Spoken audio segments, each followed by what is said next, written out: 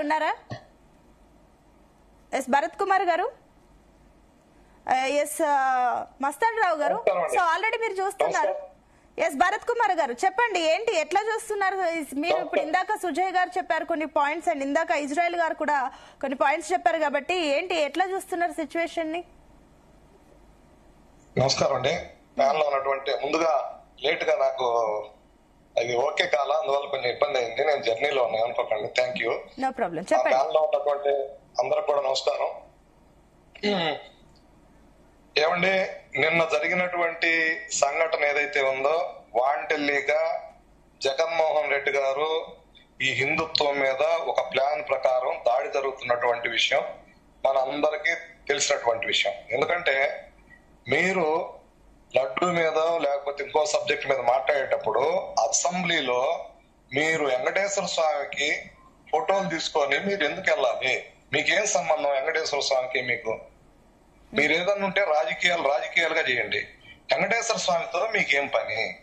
వెంకటేశ్వర స్వామిని మీరు ఎందుకు ఈ విధంగా చేస్తున్నారు? గతంలో కూడా 7 కొండలు కాదు 2 కొండలు అనే కాన్సెప్ట్ తోటి ఆ రోజు ఈ యొక్క మతం నమ్మినటువంటి ఏదైతే క్రిస్టియన్ మతంలో ఉన్నటువంటి ఫ్యామిలీ అండి, ఇది ఏదైతే రాజశేఖర రెడ్డి గారి ఫ్యామిలీ క్రిస్టియన్ మతం నమ్మినటువంటి మతంలో ఉన్నటువంటి వ్యక్తి. అందువల్ల సుజయ్ గారు ఒక్క నిమిషం అండి, ఆయన ఇప్పుడే జాయిన్ అయ్యారు. ఒక నిమిషం, ఆయన పాయింట్స్ ఏందో చెప్పనివ్వండి, నేను మీకు సమయం ఇస్తాను. ఒక నిమిషం సబ్మిషన్ ఉంటే మనం మళ్ళీ మాట్లాడచ్చు. ఆయన పాయింట్ విననివ్వండి.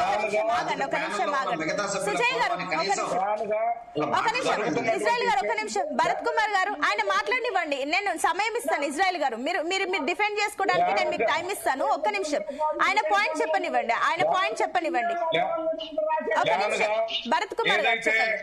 ఈ యొక్క రాష్ట్రంలో ఏదైతే వెంకటేశ్వర స్వామిని డ్యామేజ్ చేయాలి, దేవుడి యొక్క హిందువుల యొక్క మనోభావాలు దెబ్బతింటే అది క్రిస్టియన్ మతంగా మార్చాలని ఒక కుట్రతోటి వెంకటేశ్వర స్వామి మీద వాళ్ళ వచ్చిన ఈ విధంగా ప్రయత్నం చేస్తున్నటువంటి విషయం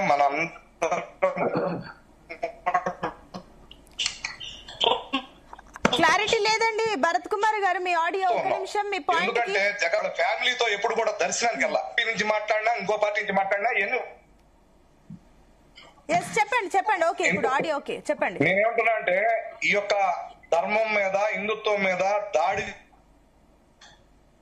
చేస్తున్నటువంటి ఏదైతే వైఎస్ఆర్ పార్టీని ఈ రోజు మనం క్షమాపణ చెప్పాలి. ఎందుకంటే మీకు వెంకటేశ్వర స్వామి ఫోటోతో అసెంబ్లీలో ఏం పని? మీరు ఏ విధంగా చేయండి, మీరు ఏ విధంగా మాట్లాడండి.